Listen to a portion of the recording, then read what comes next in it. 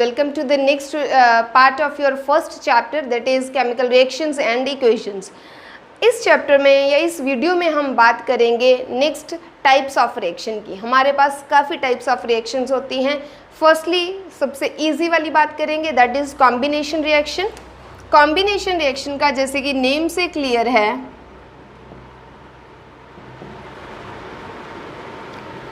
It is about combination. दो चीज़ें combine करेंगी, तीन चीज़ें कंबाइन करेंगी और एक या दो प्रोडक्ट बनेंगे। सबसे इजी वाली रिएक्शन हम इसमें लेंगे ताकि आपको समझ आ सके, that is hydrogen which is a gas combines with oxygen which is also a gas and forms water which is liquid। ये दो कंबाइन हुए। अब इसकी हमने अगेन बैलेंसिंग करनी है, उसके लिए दिस 4 हाइड्रोजन 2 ऑक्सीजन 2 ऑक्सीजन। सो दो एलिमेंट्स ने, दो गैसेस ने कंबाइन किया, हाइड्रोजन और ऑक्सीजन ने, और फॉर्म किया एक product.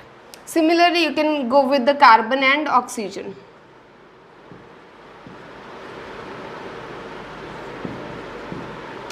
It forms carbon dioxide which is a gas. एक कार्बन के साथ दो ऑक्सीजन कंबाइन हुए और एक carbon dioxide reaction, carbon dioxide product बना, और ये रिएक्शन क्या है? Combination reaction. सेकेंड आती है हमारी decomposition which is opposite of the combination reaction.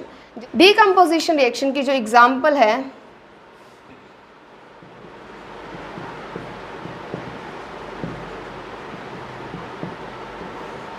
उसमें हम लेते हैं calcium carbonate.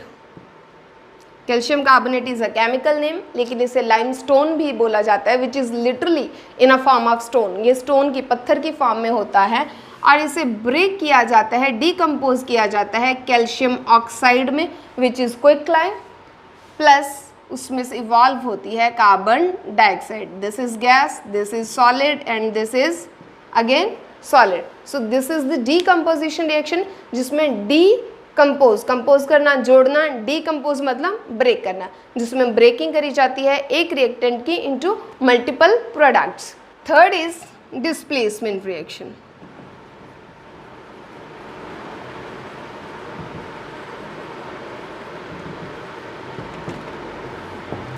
Now third one is displacement reaction. Displacement का मीनिंग ही ये है किसी चीज़ की प्लेस को चेंज करना। Dis change, place position.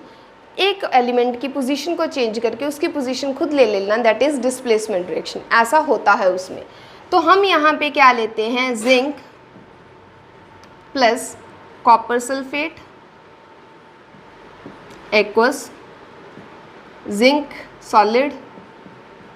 यहाँ पे जिंक क्या करेगा? कॉपर की पोजीशन लेगा, कॉपर की जगह लेगा, हम बनाएंगे zinc sulphate which is aqueous in form plus copper which is solid in form. तो यहाँ पे जिंक ने कॉपर की जगह ली और उसको डिस्प्लेस कर दिया अपनी ओरिजिनल पोजीशन से। So this is the displacement reaction.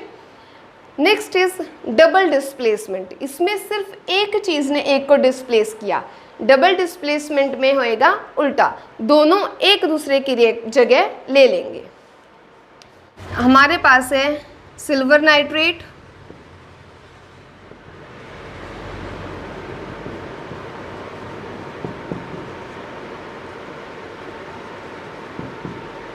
NaCl solution. अब हमने क्या करना है? इसका फ्रंट पार्ट, इसका फ्रंट पार्ट, दोनों को डिस्प्लेस करना है एक दूसरे की जगह। तो Ag की जगह आ जाएगा NaNO3 aqueous plus AgCl, it will gives us solid. तो ये थी डबल डिस्प्लेसमेंट, दोनों ने एक दूसरे को डिस्प्लेस किया। सो इस यहाँ तक डबल डिस्प्लेसमेंट। नेक्स्ट जो फिफ्थ हमारी रहती है, that is oxidation and reduction. Oxidation और रिडक्शन के केस में होता है कि अगर हमें ऑक्सीडेशन करवानी है तो उसके लिए दो कंडीशंस हैं।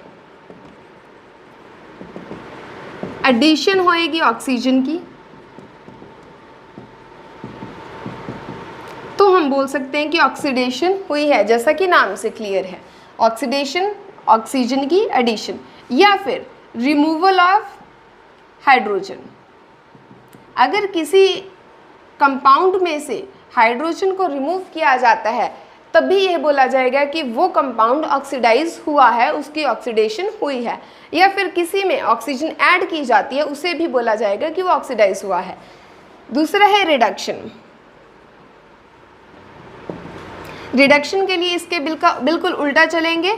एडिशन किसकी करवानी है? हाइड्रोजन की। और रिमूवल किसका करवाना है? ऑक्सीजन का।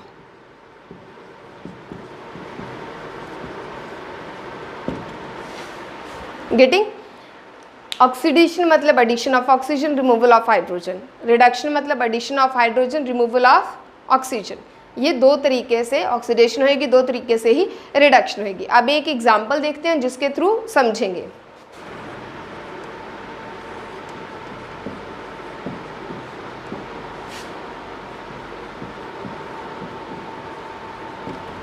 ये हमारे पास रिएक्शन है, कॉपर ऑक्साइड प्लस हाइड्रोजन बना वाटर प्लस कॉपर। तो इसमें क्या हुआ? कॉपर के पास क्या थी? ऑक्सीजन। इसने अपनी ऑक्सीजन छोड़ दी, इसमें से ऑक्सीजन रिमूव हुई। रिमूवल ऑफ ऑक्सीजन का मतलब क्या होता है? रिडक्शन। तो इसकी क्या हुई है? रिडक्शन। और हाइड्रोजन ने ऑक्सीजन ऐड की है, हाइड्रोजन के पास ऑक्सीजन नहीं थी, उसने ऐड करवाई क्या? ऑक्सीजन। उसमें एडिशन ऑफ ऑक्सीजन हुई, तो ये क्या हो गया? ऑक्सीडेशन। वैसे अगर आप एक पार्ट की रिडक्शन समझ लेते हो तो दूसरे की ऑक्सीडेशन होती है, अगर ऑक्सीडेशन समझ लेते हो एक का तो दूसरे का ऑब्वियसली रिडक्शन होएगा। ठीक है। अब एक और टर्म आती है oxidising agent and reducing agent.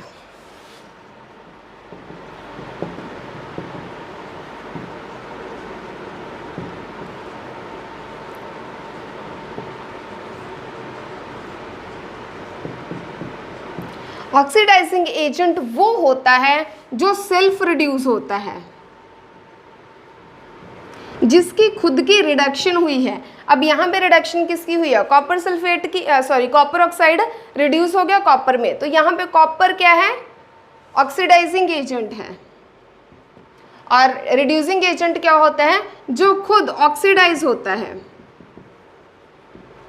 That is hydrogen. इसको सिंपल डायरेक्टली मैंने इसलिए बताया, इसके बाद थोड़ा इलेबोरेट करूंगी। ऑक्सीडाइजिंग एजेंट वो होएगा जो दूसरे को ऑक्सीडाइज होने में हेल्प करेगा। वो दूसरे को ऑक्सीडाइज होने में हेल्प तब करेगा जब वो खुद रिड्यूस होएगा। इसीलिए सबसे इजी वे है ऑक्सीडाइजिंग एजेंट का समझने के लिए, जो खुद रिड्यूस होएगा दैट इज ऑक्सीडाइजिंग एजेंट, जो खुद ऑक्सीडाइज होएगा दैट इज रिड्यूसिंग एजेंट। सो इसके डेफिनेशन में ज़्यादा जाने की ज़रूरत है नहीं, कॉन्सेप्ट की बात है, कॉन्सेप्ट आपको क्लियर है। स्टे ट्यून्ड और मेरे चैनल को सब्सक्राइब ज़रूर कीजिए ताकि आपको पूरा सिलेबस करवा सकूं, और अपने फ्रेंड्स के साथ शेयर करना मत भूलिए। Thank you so much.